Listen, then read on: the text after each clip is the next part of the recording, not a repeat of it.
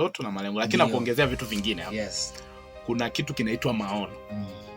Kuna kitu kinaitwa ndoto, kuna kitu kinaitwa malengo, kuna kitu kinaitwa kusudi. Haya ni maneno ambayo nadhani yanawachanganya watu wengi.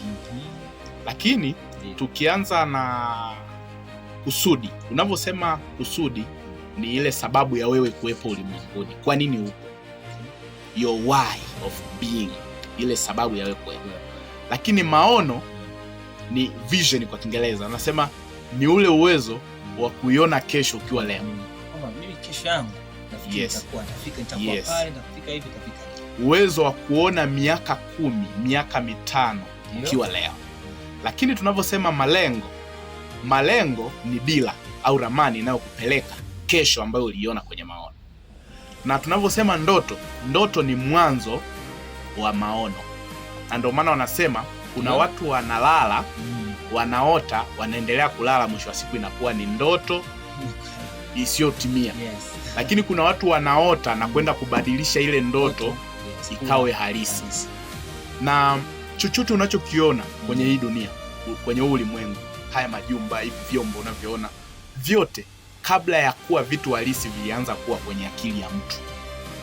Yaani hauwezi ukawa na jumba hili kama haikuanza kuwa kama picha.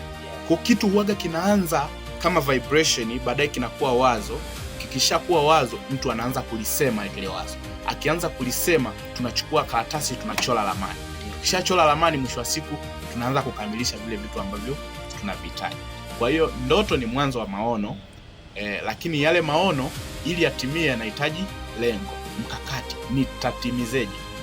Kuna mtu mmoja anaitwa bwana huyu anaitwa Lafayette Hunt. Huyu jamaa alikuwa bilionea kwa nchini Marekani. Siku moja alikuwa anaulizwa kwamba ni siri gani ya mafanikio yako. Akasema kuna mambo mawili. Cha kwanza akasema ni kujua unachokitaka, unataka nini kwenye maisha yako. Cha pili akasema ni kujua gharama, ambayo ndio kwenye lengo hapo pana lazima ujue kwamba hilo paka litimie, hicho unachokihitaji, hilo lengo litimie. Yes.